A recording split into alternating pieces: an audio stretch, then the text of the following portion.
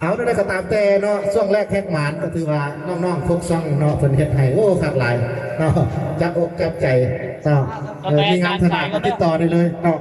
วันนี้ก็มีนักร้องมาหลายในสังกัดของ VB Studio เนาะก็มีทั้งสี่ไพเนาะคำพะวงหรือว่าสัญญา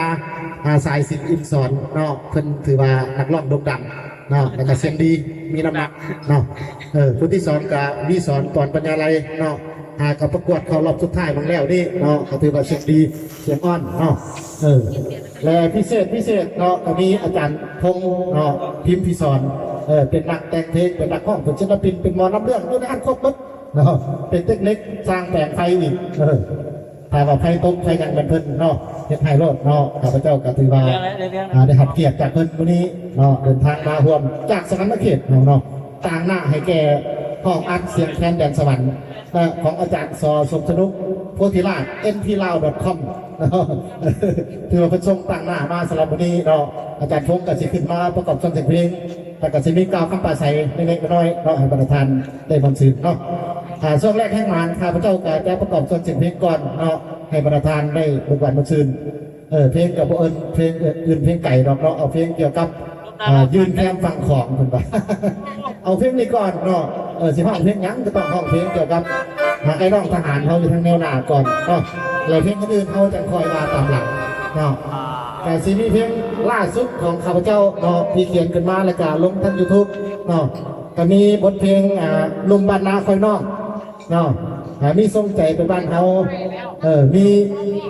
สาวเก้าแขนอาจารย์พงษ์พิมพ์สอนที่เป็นคนห้องเนาะข้าพเจ้าเป็นคนเขียนและนี่ดงโดกใส่ใจสีไฟคำประวงจะเป็นคนห้องเนาะแล้วก็มีหลายๆเพลงเนาะที่จะออกอากาศในหลายๆนี้เนาะประธานกับพี่ตามทาง YouTube เนาะ BB Official Music เนาะมอบให้เนาะสำหรับวันนี้ยืนแค่ฟังของคนมาเนาะฝากให้ไม่เอาเป็นศิลป์แล้วก็เดี๋ยวนี้เราจะมาเป็นเป็นซ่า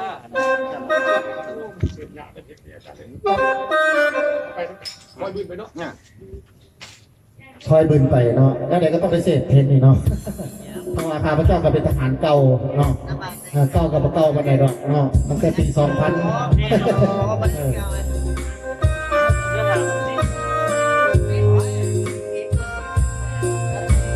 นเราพิเศษเพลงนี้ก็มอบให้เลยครับเนาะมาจากสวิตเซอร์แลนด์เนาะแคนาดาเพื่อนเนาะไอ้น้องต้องสายทุกคน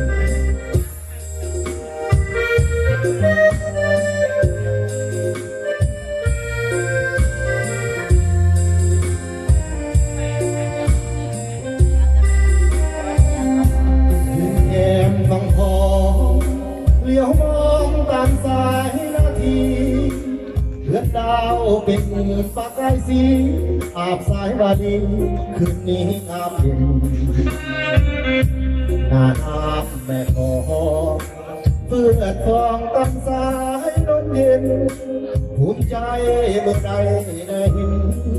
เขาถือเป็นความสุขใจแค่มาขอปกป้องเขตราบแดนดินชีวิตของเขาบ่สิ้นถึงแผ่นดินนี้ยังบ่หาเพื่อพิตภูมิที่แสนงามได้อยู่เย็นสุขสันต์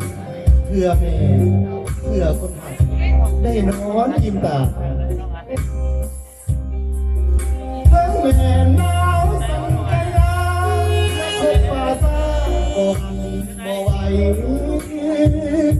โอ้แม่น้ำคอง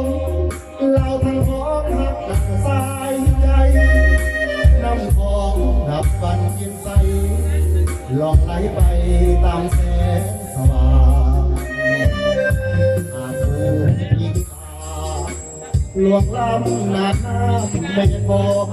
งพวกมันตกถึงกระแสฟองแม่นักคองลงยืนยามปกสายของแห่งนี้ด้วยความภูมิใจ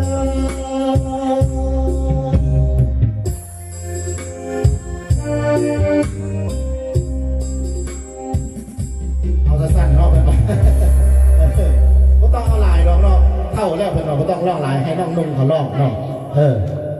มีหลายๆเพลงเนาะและล่าสุดนี่กำลังได้4แถวเนาะทางอาจารย์สินสมันดงวันนี้ก็มาช่วยเนาะธิดาละหาสินเนาะจะแต่งออกไปนี่ธิดาผ้าคามยังตั้งชื่อไม่ได้อยู่เนาะเพลงสิแล้วเนี่ยเป็นว่า เอาโอกาสนี้ก็ขอเชิญเชิญเนาะทางอาจารย์พงศ์พิพิสอนก่อนเนาะ เพิ่นสิเป็นมากล่าวเล็กๆน้อยๆแล้วก็ประกอบเสียงเพลงเนาะ